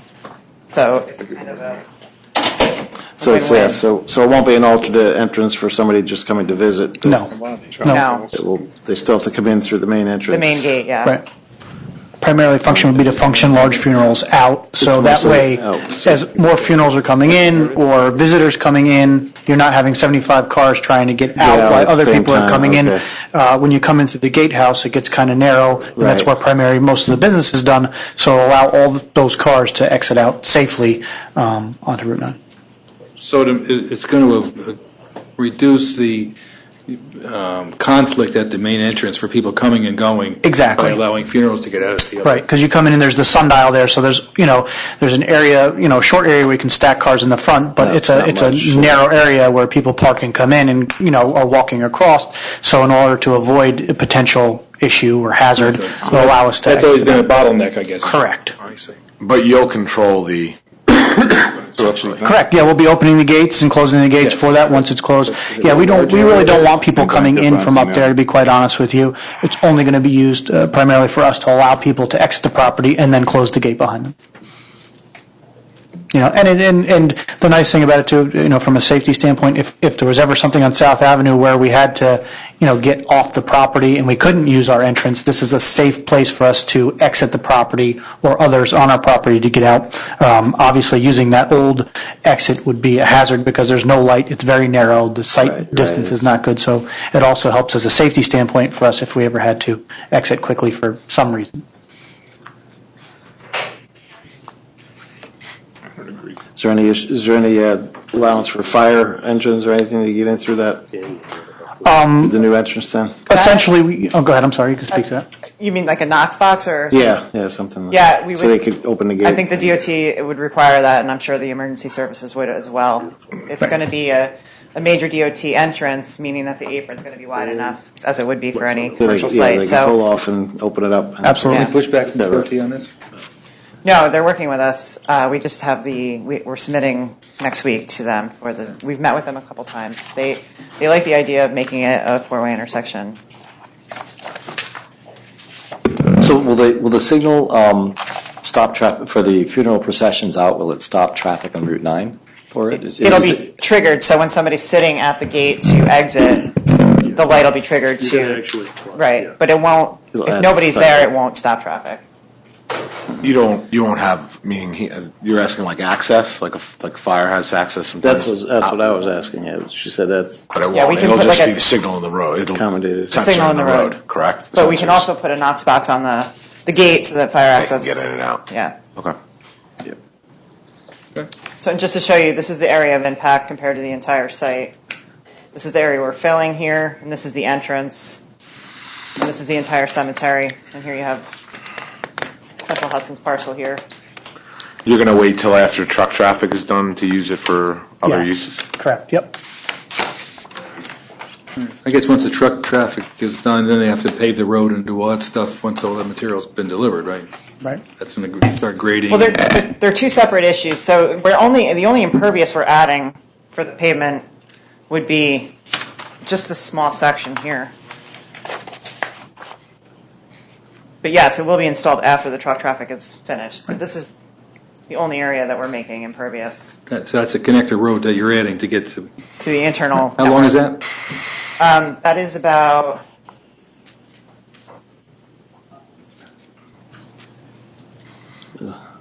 about 300 feet, give or take. All right, that's fine.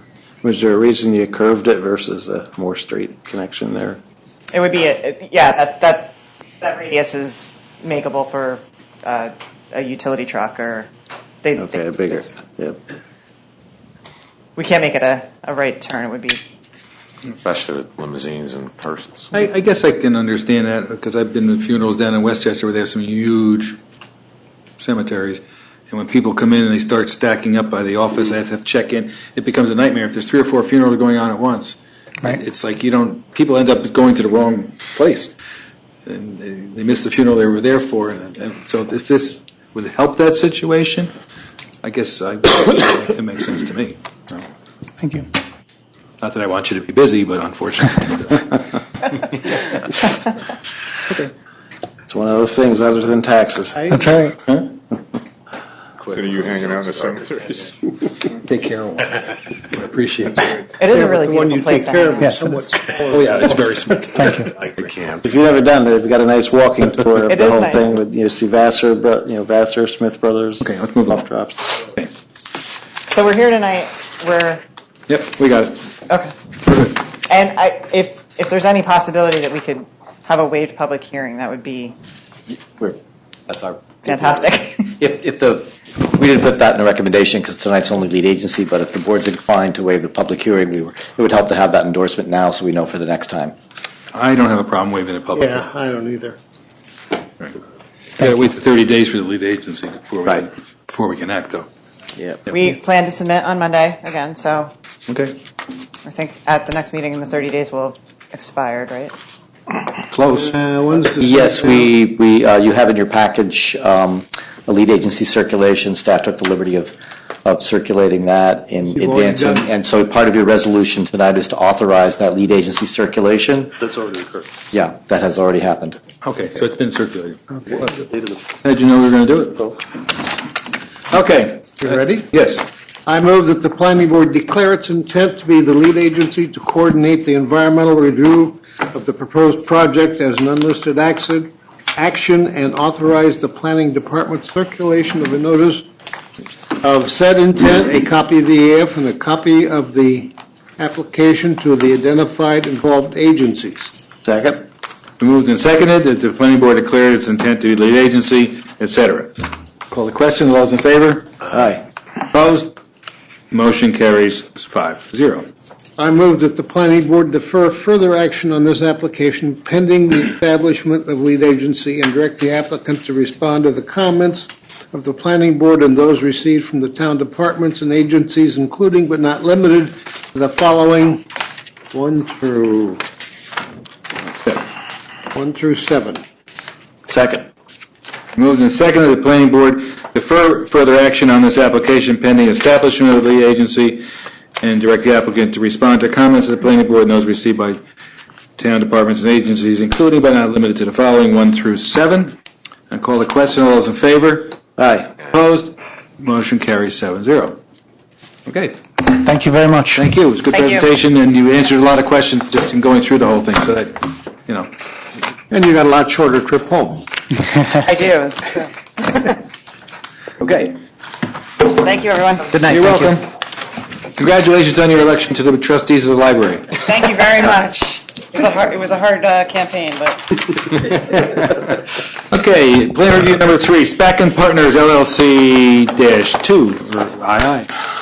Planning board to declare lead agency intent, site plan and waterfront consistency and potential aquatic resource permit review regarding proposed rehabilitation of existing parking areas, construction of landscape areas, new site access to Route 9, and relocation of the main building entrance and parking area in connection with reuse of an office building. 56 Enterprise Drive, 2467 South Road, zoned IH Heavy Industry.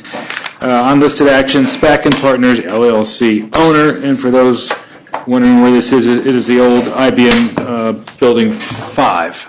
Education Center. Education Center, right. Hi.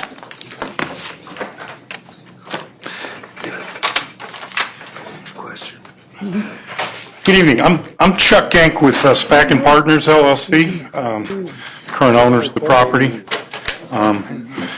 It was before the board. Sorry I missed the last meeting, but it's former IBM Building 5. It's on 23 acres. We're looking to rehab the building, get it back online, clean up the area a little bit, and get it leased out and keep it from going decrepit like the earlier projects here on it. I know from the last meeting there were some concerns, and from the letters that we got regarding egress onto the property, the architecture and parking issues. Currently, we plan on keeping the architecture the same on the building. The entry. Such a beautiful building. Yeah, it's an atrium. It's a 3-story atrium building. It's 120,000 square feet. Currently, the current entrance is on the south side of the building. Doesn't make any sense. That worked when it was part of the IBM campus. We're looking to move it to the east side of the building, so it'll be facing South Road. We added some more parking there that wasn't on the prior submittal that was done 6 or 7 years, whatever, years ago, where we had got contingent approval or whatever on the site plan. We added some more parking, and I think part of the intent is we're going to delete some of the existing parking on the main lot, the large lot, up towards the upper left corner that you're looking at, getting rid of a couple rows of that parking and using it for snow storage. Toward IBM. On it. What other? The new entrance it just makes more sense coming off of South Road than the other entrance. The egress, currently the egress is off Enterprise Drive, so it's addressed as 56 Enterprise Drive. When we had gotten contingent approvals before, we had gone to 911, and they had given us an address of 2467 or whatever. That's the confusion on the site plan there. Currently, we have to go with 56 Enterprise Drive. Well, I know, I drove down there the other day, looked around, and once you get in there, you can't get out unless you go through the IBM access gate. Yep. And so it's like, Well, yeah. Yeah, right now you can't can't go back the way you came in. You got to go back and do like a hairpin turn. Yeah, so you have no choice. You got to go out through Route 9, but that's fine. Yeah, and that's why it was designed that way. Yeah, and the Route 9 entrance, part of that was the design with Oakwood Commons. It was done with the subdivision. So you're saying that do you have a tenant in mind? And that's a sea of parking. We're working with a couple tenants. The reason the building sat decrepit or vacant so long is that you can't turn the lights on for a small user. We need a large user. Currently, we have a user that's probably about half the building, a little more. And then we have a couple other smaller, say 10,000 square foot users that have shown office interest. type of use. Yeah, like that, office use. Okay. The parking issue, I mean, your code calls for the three per thousand, which based on current uses, a lot of the office buildings are packing people in a little tighter than that. When this was before the board before, it was approved with 400, or conditional approval with 440 parking spaces, which was about 4 spaces. The comment letters we have here that we received want us to kind of address the issue of the increase from 3, allowed 3 up to 4. This drawing shows actually almost 5 because we put the parking in the front of the building. And we're quite willing to get rid of all the parking on the far back side of it to get the parking up towards what I'm calling the main entrance. The far back side being the north side? Yeah, the side where there's, let me stand up. Take the mic and point that out, please.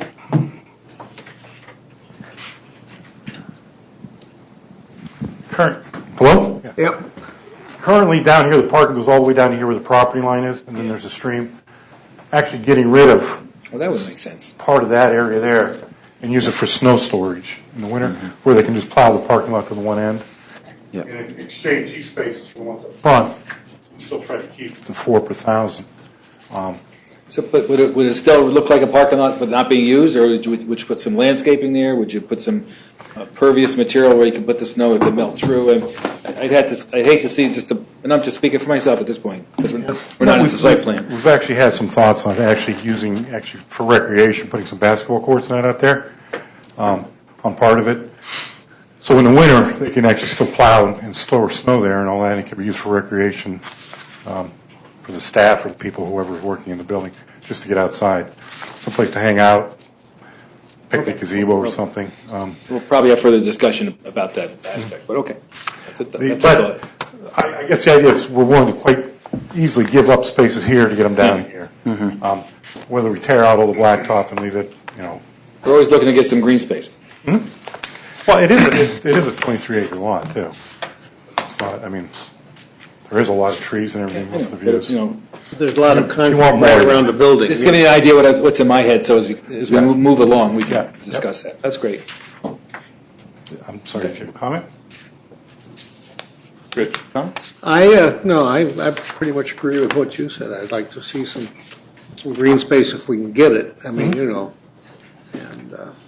that will be probably one of the items for discussion. Reestablish the green area. Yeah. Just an open area. I don't know, the county had a comment to even like a nature trail or something, because you have a lot of the green area already with the wetland area, but don't know if there's any. I'm sorry, I didn't quite hear you. The county was talking about suggested a nature trail even because you have all that green wetland area. So that's another possibility We'll consider it. for recreation. Yeah, You think IBM will go for that? It's not IBM anymore. Probably go for the basketball court. The topo actually is kind of tough in here. Yeah. Here, and then it climbs pretty steep going up. Yeah, there's some grades South there. Road. Move this along. The basketball court's a nice idea too, I'd say. Yeah, the walking would be Some kind of- challenging. Or sport court. Okay. Any other discussion? I think, I just want to say, I think my main concern is with exiting traffic from the site, conflicting with the parking garage in front there. So was I correct that you have a stop bar coming out of your site?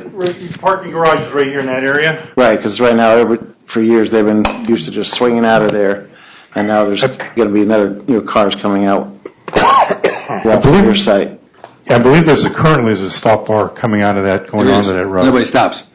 Because nobody comes from the left, from the right. Well, no, At the moment. from the garage, there's no stop sign. Everybody just comes on out of there. But I did see a stop bar on your plans for coming out of your site. So I wasn't sure if that was No, we're looking into that. We can, there. Yeah, right. Let's see. Right here, I saw a stop bar. I think coming out of your site. Yeah, right there where their turn lane is. So I'm asking, is that your intention to have employees stop coming out of your site to yield to people coming out of the garage, which Make do it not? so it'd be two stop signs. Yes. Because the garage did not have a stop sign at the moment. We would believe so. intend having two stop signs there. So you should Just have, so- okay. Yeah, just And so. a neon Just saying sign, there's a conflict area Yeah. there, so it No, needs to be looked at. And and one of those big signs say new traffic pattern coming, so people know. Hey, they do it, right? I mean, it sounds like you're going to have a tenant with a lot of employees, so. We're hoping. So it's Right, we potential, could, so it's right, we potential can only hope, yes. Yeah. potential we're for hoping conflict. we- And need, it's going to be great to see it reused again and Okay, brought back to life. It is a nice building. It's been a while since I've been in there, but. let's move it along. We're good. I move that the planning board declare its intent to be the lead agency to coordinate the environmental review of the proposed project as an unlisted action and authorize the planning department's circulation dated November 9th, 2016, of a notice of said intent, a copy of the EAF, and a copy of the application to the identified involved agencies. Second. Been moved and seconded that the planning board declare its intent to be the lead agency to coordinate the environmental review, et cetera, as was read. Call the question. All those in favor? Aye. Opposed? Motion carries 5-0. I move that the planning board defer further action on this application pending establishment of the lead agency and direct the applicant to respond to the comments of the planning board and those received from town departments and agencies, including but not limited to the following, 1 through 12. Second? Moved and seconded, the planning board further action on this application pending establishment of the lead agency and direct the applicant to respond to comments planning board knows received from town departments and agencies, but not limited to the following 1 through 12. Call the question. All those in favor? Aye. Opposed? Motion carries 5-0. Okay. Good luck with this. Thank you. I'd like to see that open and I'd like to see it occupied. as would you. Okay, getting on to a meatier subject, Mid-Hudson Center McDonald's. Gotten that bad already? Haven't you heard about the chicken? You guys have already seen today. You didn't bring dinner? John, I had to say it. you haven't heard about the chicken and the good salads? Oh, yeah, you're right. Chicken, that's like the other white meat? Or is that mayonnaise? Thanks. Okay, That's fine, we'll share. no Big Macs? That's when they're really good. What's that? No Big Macs? No Big Macs. Right. Nobody ever brings us food, you know? Well, I'm pretty sure we're not allowed to. Isn't that No, I give her permission.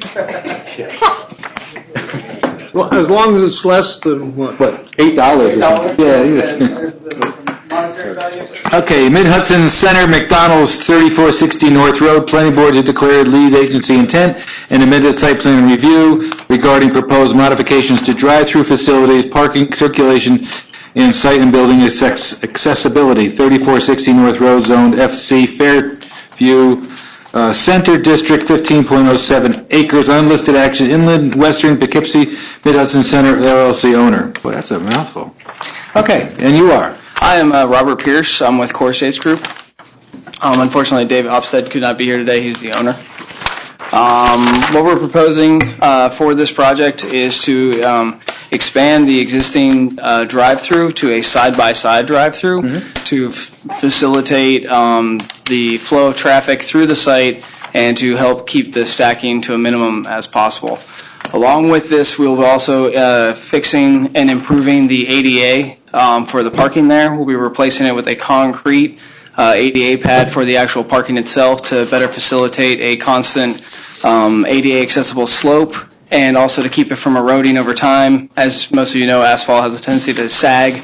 The concrete allows us to maintain and keep that ADA access so that it's actually correct. Along with that, due to the college being across Route 9, we are adding a access point from the main drive aisle for Mid-Hudson Center and putting in a ADA accessible pathway across the entrance into the site. Can you point that out, please? Sure. Take the microphone with you. Well, not with you when you go home, but you know. So the entrance addition is going to be this entrance right here. The reason we placed it here is that there's quite a significant grade change as you enter into the site and into the entire center. It's about 4.9% slope coming up all the way through the entrance here. There's a set of stairs currently right here, and the most feasible location for the entrance is going to be right here. The advantage with having the placement placed here is that when people are coming through the drive-through, they're actually exiting before getting to where people are crossing the street, so we do not anticipate any issues with traffic and pedestrian flow coming into the building itself. There's currently not an ADA accessible ramp at this corner right now. We'll be proposing to add an additional ramp there for ADA access into the site. Sounds fine to me. No, they're not supposed to be coming across Route 9 anyway. What's that? So they're not supposed to be coming across Route 9 anyway. Well, there are crosswalks. Yeah, and there's sidewalks. There's crosswalks coming across Route 9 right there. Right, So- up at that north end. At the light. Because At the light. that's the north end of the campus where the entrance is versus the southern where they use the tunnel. So topography doesn't let you like just put the Nope, cross right into there. The berm here, you can barely even see Yeah, that that the I building know. is even there, Yeah. and then that continues with this lowness here, and then coming up at that So going up and around versus 4.9%. cutting across. That's correct. I imagine some will cut across anyway, but. I imagine. Well, so that's what we got the stairwell right here. Oh, right, you have the stairs. So we got stairs, so they can cut across if they need to in the existing condition. It's just more for if someone is in a wheelchair or needs access in a lesser of a slope or can't climb stairs, they have the ability to get into the site. I don't know how many students use bikes and stuff, but the Main Street McDonald's put in a small bike rack, and that's being used. Okay, I can bring that up with the Consider owner. that. Tuesday after our meeting. Any other? But if it's more walking traffic, you'll see what the. Raining like crazy. Good or bad? Good. Plus, yeah, it's actually sort of normal. It gets. So with this expansion, we will be losing 9 parking spaces. I guess I'll probably stand up and tell you where those are. Let me guess. Again. You want to guess where they are? Right now, there are currently 9 head-in parking spaces right here. In order for the expansion to work properly and to allow a proper bypass lane to facilitate circulation, we'll be taking out these 9 parking spaces. The asphalt will be on top of where the existing asphalt is currently right now. So we will actually be adding 1,200 square feet of grass space to the overall center. So we'll actually be reducing the imperviousness of the entire center through this process. According to the code, it's required 44 parking spaces, and 44 parking spaces are required by code. It currently has 62 parking spaces, so when we're all said and done, it'll be 53 parking spaces, so we'll still be within code. I mean, when I was up there recently, it was a school bus parking, in that Across the line. whole, yes. I don't know how often that happens. These are very good improvements. I'm not sure how often that happens either, but the majority of the sales go through the drive-through. Right. So that's why. I don't see it'll be a big problem. It actually works very well. They alternate as they go through. Yep. And it actually works. Yeah, it actually works really well. McDonald's has seen a really big pickup on efficiency through the sites. And we're doing a lot of these. I think we're doing 103 along the northeast. So they're really keen on putting these in. Is it still just one pickup window, though? Still one payment window and one pickup window. So the idea is that they're currently renovating the interior to the building to facilitate the speed that's required to allow for the side-by-sides to work properly. Okay. Great. I mean, you're redoing the architecture of the building too, it looks like. The architectural group is redoing the architecture on the building as we The speak. new model. In fact, actually, if you go to the back of the packet, I have the 2 elevations and Saw that. it is not the exact rendering of this particular building. It is what it will look like for the most part, though. I was up there today. I didn't see any renovations going on. They just got the interior permit, and they're waiting for the site plan approval before they're given the Good. exterior See that? permit. That's why I didn't see anything. I was hoping you wouldn't see anything. Okay, good. All right. So, let's see if we can get moving. Okay. One of the comments in the staff, did you get a copy of the staff? Yes, I got a report? copy of the staff comments. Just to suggest, since we learned that there are permits for building renovation, and initially we were advised that they were going to do first one and then the other. Yes. At some time apart, but since the permits are already in the building department, rather than risk having to come back for additional site plan changes or separate architectural approval, the recommendation is that you make, with your next submittal, include the elevations and do the architectural review, address whatever's you'll have to deal with in terms of lighting and changes to the pad or access to the building as part of that are going to be necessary for site plan review, and do that all at once. Yes. Right. Yeah, our architecture group was more ambitious and didn't realize how fast we were on the civil side to get our stuff turned in at the same time. So, And, Or you can give us the faster we can get to. absolutely, yep. Right. No. Are you going to be, our next submittal deadline for the December meeting is this coming Monday. How close are you to your next submittal? Well, for our plans, we only had 2 comments, and we have to get the waiver put together for the signage because our signs are too tall. Right. So I have not started the process of getting those waivers put together. Okay. So I do not know if I'd be able to submit in time I with say the it's waivers. safe to say he won't be here for December. Got it. Okay. Rich? Okay, I move that the planning board declare its intent to be lead agency to coordinate the environmental review of the proposed project as an unlisted action and authorize the planning department's circulation of notice of said intent, a copy of the EAF and a copy of the application to the identified involved agencies.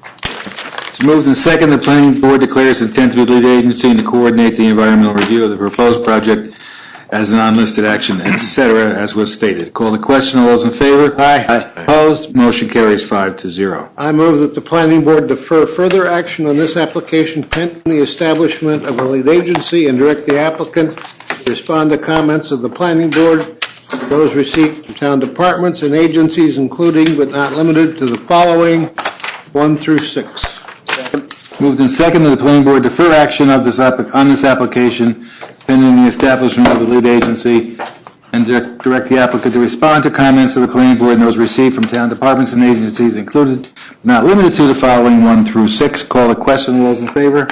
Aye. Aye. Opposed? Motion carries 5-0. Thank you. Thank you. Plan review number 5, Dahlia site plan, planning board approval of a stipulation of settlement in the matter of Fairview Fire District versus Town of Poughkeepsie and Dahlia with regard to an approved site plan for 4 senior housing and 2 mixed-use buildings, a total 84 dwelling units and 10,124 square feet of non-residential. Sophia's Way and Violet Avenue lots, 35 Violet Avenue, zoned R20, resident, single-family, 20,000 square feet, and SHOD is senior housing overlay district, plus or minus 7.01 acres. Secret negative declaration was adopted on March 19, 2015. Conditional site plan approval granted September 17, 2015, amended March 17, 2016. Linda E. Dahlia, owner. Neil? Yeah, so this was a late addition to the agenda. The resolution that was sent over by Ron Blass and included a partially executed copy of the settlement stipulation. I think it was executed by Fairview Fire and I believe Sammy Dahlia. The town board has already signed off and authorized the deputy supervisor to sign the stipulation, or the settlement rather. And tonight you are being asked to do the same. I don't know if anybody's had a chance to go through the stipulation itself, but basically it lays out a path for the applicant to make certain payments under certain conditions. The town's portion of it is that we are agreeing on behalf of both the town board and the planning board, who were both named in the lawsuit 78, to simply say, if you guys want to go ahead and settle it under those terms, go ahead. We're happy to have you Fairview Fire, drop the lawsuit. Sounds good. The recommendation is that the board approve the resolution that was prepared by Ron Blass, and that would authorize you, the chairman, to sign the stipulation. All right, has the town board? Town board has already approved it. So Jay has signed it or will sign it? Has signed it or will sign it, yes. Okay, good. Is there any opposition to that? No. I'm just, I move that the they need us to send a recommendation. Because we were sued. Yeah, I hear you, but there's been other suits as well.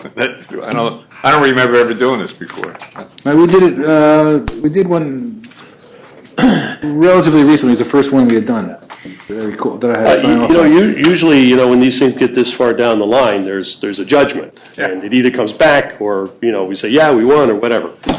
This is one where the applicant, the owner, and Fairview Fire have hammered out a payment agreement.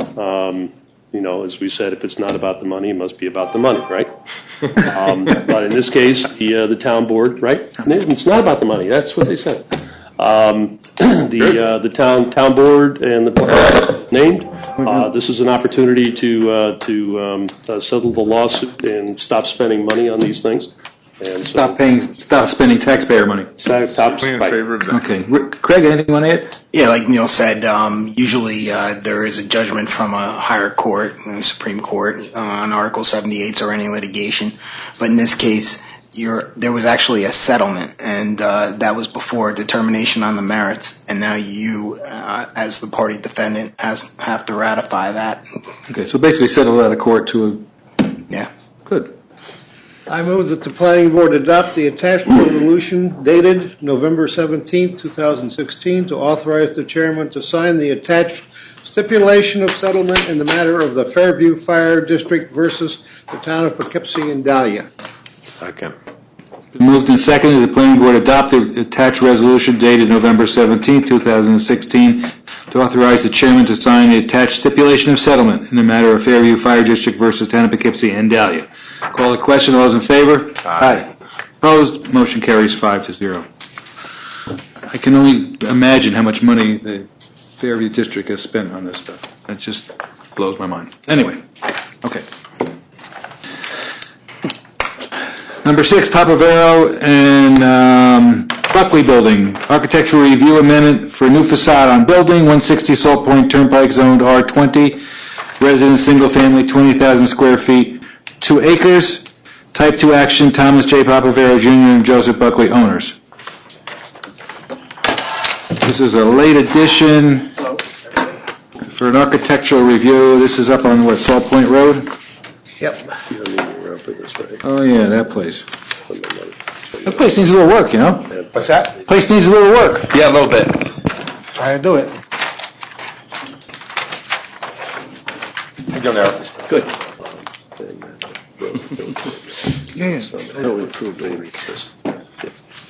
We're good, okay.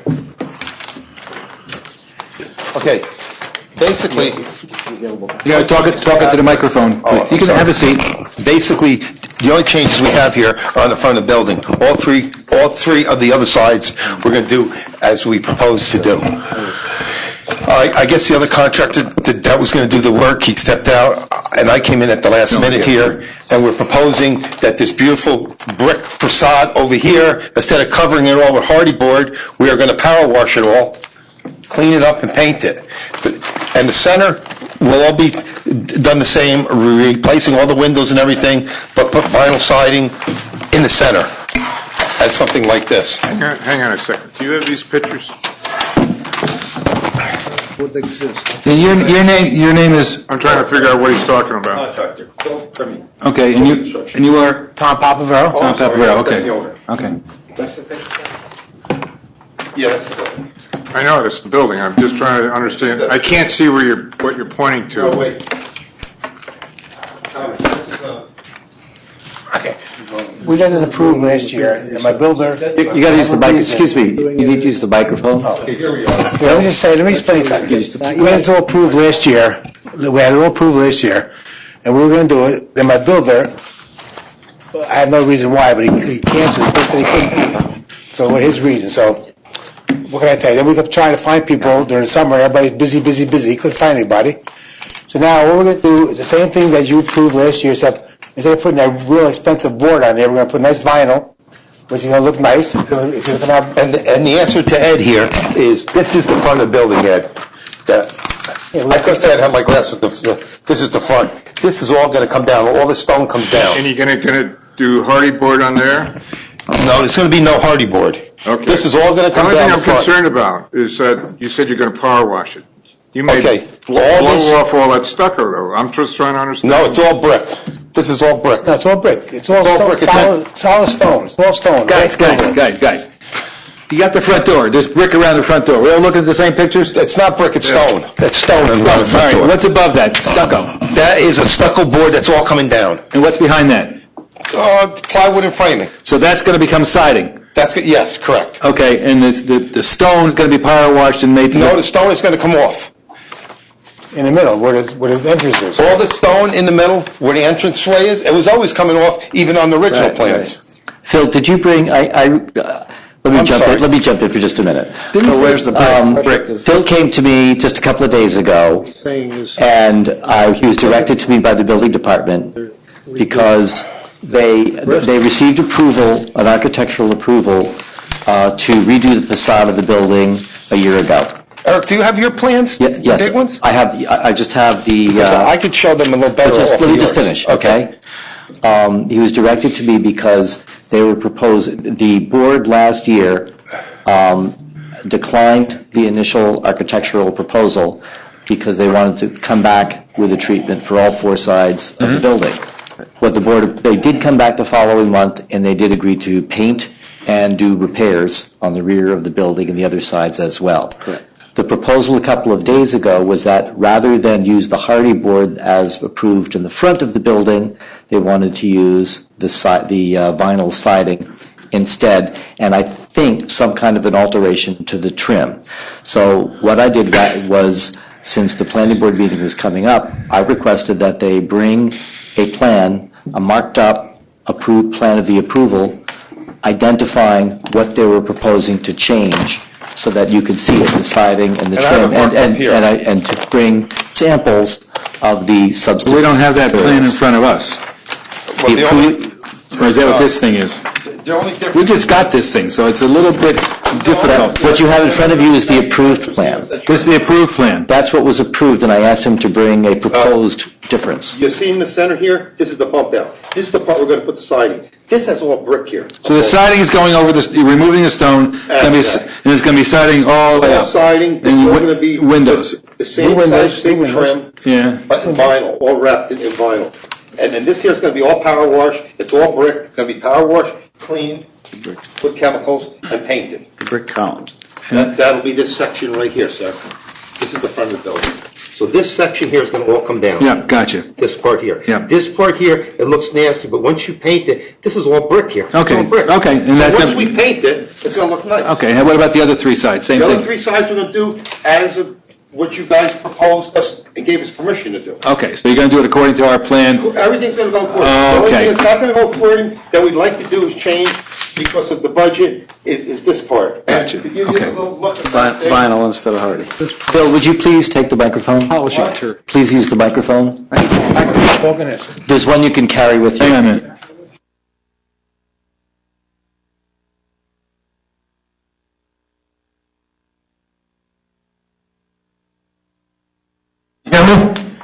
Yes, no? Yeah. Okay, here, just to show you about the type of siding we're going to use. Here, this building I did, this was a medical building in Hyde Park, right on Route 9. I did this like 10 years ago. That's the type of siding. So you'll see how neat it's going to look. Okay. With the big, heavy, white Okay. out stuff. Okay, we got it. Listen, just cleaning the building and painting is gonna be improvement. So I have no problem. I think it's okay. Yeah, I move we accept the architecture as presented. Yes. thank you. Thank you, sir. Then call the question. All those in favor? Aye. Opposed? Motion carries 5-0. This is on the last, this is the last thing. Vote for it and second.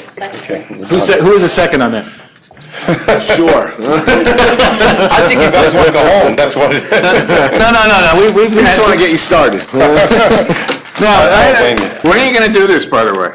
We hope to start within a week or so after you get the permit. That's what I heard last year. No, we will get it going. Okay. All right. I know. What are you gonna use it, who's gonna be in it, what are they gonna use this for? The building is being used right now, Tom, right? What's it been used for? It's been there 30 years. Oh, there's people in there? Yeah, me. He's been paying all them taxes every year. Okay, God bless you. Okay, go ahead, get your permits, get it done. We'd like to see it improved, there's a lot of things going on on We're going Salt to fix Point it nice. We're going to Turnpike. fix We're that. going to fix it nice. We're going to get it to look beautiful when we're done. Your other pictures are great, thank you. All right, thank Been you. here since 1989. You don't know we're there? You're going to hurt the guy's feelings. That's when I bought it. 89. I'm sorry. Long time. This is the siding and the trim. Yes, that's the type I'm going to use, so you know, Aaron. I did this here over in Hyde Park for another quest on Route 9, just to show you the quality of work that we do here. So you can see that. Oh, this other guy? All right, good luck. Thank you for getting Eric, what's his business? Thank you, everybody. Thank Eric. Oh, it's an, He and his partner, I think, are both CPAs, but Oh, okay. maybe another one as well. it's an accounting firm, is that what you're doing there? Very good. Tom, it's an accounting firm? Oh, okay. Oh, good, gotcha. Thank you so much. Arlington Farms, Malabar, okay. I move the time extension of approval, site plan for proposed demolition of existing structures in the site in the construction of one-story gas station convenience store, 3,400 square feet with a gas canopy and 4 gas pumps, 798 Dutchess Turnpike, 219 Over Rocker Road, Zone BH Highway Business District, .81 acres. Negative deck was declared, secret negative deck was declared on February 19, 2015. Conditional site plan approval granted December 17, 2015. Malabar Realty LLC owner. I move the planning board grant a time extension of conditional site plan approval for 2 90-day periods from December 17, 2016 to forward to June 15, 2017. It's moved in second, call a question, all those in favor? Aye. Opposed? Motion carries 5-0. Beacon Residential, time extension for approved site plan to construct a new 2-story residence of 4 units, 297 Violet Avenue, Zone RM Residence, multifamily district, .44 acres. Negative declaration adopted June 2nd, 2015. Conditional site plan approval granted December 17th, 2015. Beacon Residential LLC. I move the planning board grant a time extension of conditional site plan approval for 2 90-day periods from December 17th, 2016 forward to June 15, 2017. Been seconded multiple times. All those in favor, aye. Opposed, motion carries 5-0. McKinley lot line revision time extension. Of a conditional lot line approval for a plat to realign property lines of 6 parcels, one of them located in the city of Poughkeepsie to result in 3 parcels in the town, and 2 located in both the town and the city, 30, 32, 34, 36, 40 through 42 McKinley Lane in the town, and McKinley Lane rear in the city, zone BN neighborhood business district in the town, and zoned I1 light industry in the city, blah, blah, blah. Total 2.58 acres, secret negative declaration, conditional lot line revision approval adopted on July 21st, 2016, TLP Associates LLC owner. I move the planning board grant a 90-day time extension, a single 90-day time extension, conditional lot line approval from November 18th, 2016 forward to March 23rd, 2016. Second. That should be 2017, by the way. Whatever. Should be. Yes, it should be. Forward to March 23rd, 2017. Second again. Second. Very well. Call the question. All those in favor? Aye. Opposed? Motion carries. 5-0. All right, Rich. Okay, we got 6 more items that came in since we started the meeting. Okay, do we hear a motion to I move that we terminate the meeting. Second. The move to second, we terminate the meeting. All those in favor? Aye. Opposed? Motion carries. 5-0.